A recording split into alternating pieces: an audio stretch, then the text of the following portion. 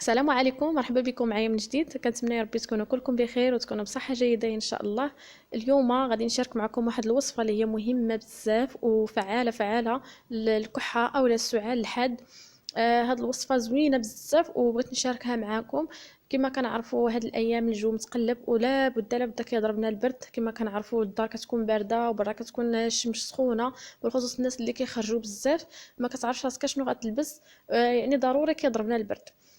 بزاف ديال الناس ما كيبغيوش يستعملوا الماء ديال البصله مع العسل الحر. صراحه هاد الوصفه زوينه بزاف بزاف، يعني كتعطي نتيجه في نفس النهار زوينه، ولكن اغلبيه الناس ما كيبغيوش يستعملوا الماء ديال البصله. هاد الوصفه اللي جبت لكم اليوم زوينه بزاف ومجربه 100%. صدقوني يعني 3 ايام الكحه كتمشي نهائيا. يعني كما كنعرفوا ضروري كيضربنا البرد وما يمكنش ان الواحد كل ساعه خصو ياخذ الدواء. يعني في البرد 3 شهور ديال البرد يبقى بنادم كل شويه كياخذ الدواء كل شويه، بالخصوص الوليدات الصغار. يعني ماشي مزيان ليهم نهائيا داك كثره الدوايات.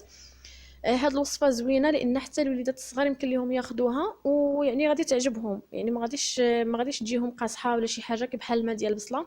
لان في الفيديو اللي سبق لي شاركته معكم كانوا بزاف قالوا لي على حساب كيخليو لي تعاليق وقالوا لي بان الماء ديال البصله قاصح وما يقدروش ياخذوه نهائيا. وكاين شي ناس قالوا لي بان الماء ديال البصله ملي كتشويها ما كيبقاوش عندها المنافع، بالعكس البصله ملي شويناها سخناها، حنا ما شويناهاش لان البصله كنعرفوا عندها القشرات بزاف. يعني ملي كنسخنوها الجهد ديال البصله ما كيبقاش، غير الحروريه ديالها، اما الفوائد ديالها كيبقاو. يعني الا عطيناها درناها عصرناها مع العسل وعطيناها الوليدات ما كيعرفوش بان راه المذاق د البصله، بان راه البصله وما كتجيهمش حتى حاره، يعني داك الحر ما كيبقاش. اما الماء ديال البصله الا شديتو بصله هكاك وعصرتوها هذاك هو اللي قاصح، اما الا شويتوها لا.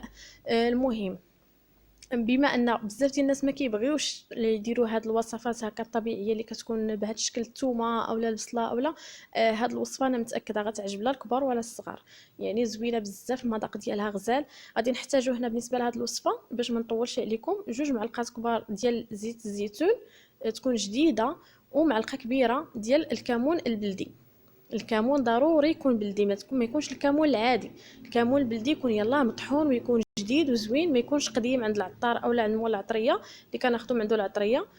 وطحنوها على يديكم، راها زوينه هاد الوصفه. يعني شنو غادي نديرو؟ غنخلطوا هاد الكمون مع هاد زيت الزيتون وغادي تعطينا تقريبا 3 معلقات كبار. يعني حتى الوليدات الصغار حاولوا ما امكن ياخذوا اكبر كميه، يعني حاولوا واخا تعطيهم 2 معلقات كبار غادي تنفعهم باذن الله. يعني بالليل غناخذوا هاد الوصفه تقريبا كتعطينا 3 المعالق بالنسبه للكبار. 3 المعالق كبار غادي ناخذوا هاد الكميه كامله دقه واحده، ما تشربوش فوق منها الماء نهائيا. شربوها وصبروا لها، اصلا المذاق ديالها زوين، يعني ماشي شي حاجه اللي مجهده. وصافي تغطاو مزيان ونعسوا.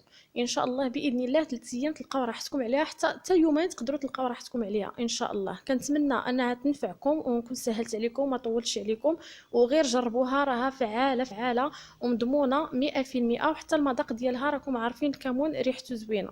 وشكرا لكم، مع الف سلامه، الى